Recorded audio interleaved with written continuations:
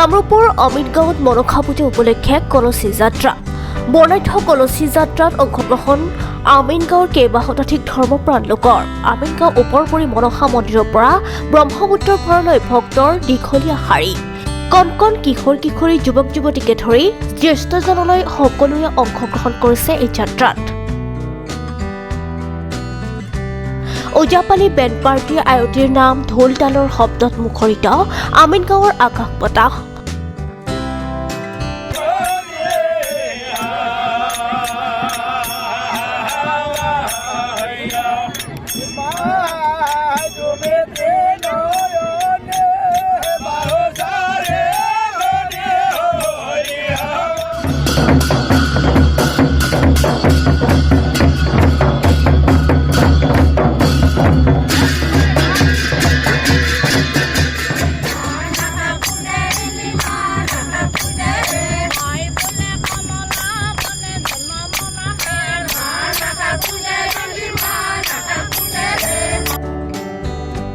আমিনগাঁও তিনিদিনীয়াকৈ অনুষ্ঠিত মনসা পূজাৰ অংশ হিচাপে উলিওৱা হৈছে এই কলচীত পানী তোলা পৰ্ব।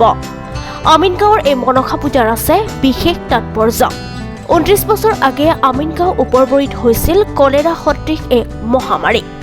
মৃত্যু হৈছিল 16জনতকৈও অধিক লোকৰ। আৰু এই মহামাৰীৰ পৰা পৰিত্ৰাণ বিচাৰি ৰাইজে আৰম্ভ কৰা ওপৰবৰীৰ মনসা পূজা আজিও পৰম্পৰাগতভাৱে অনুষ্ঠিত হৈ আছে।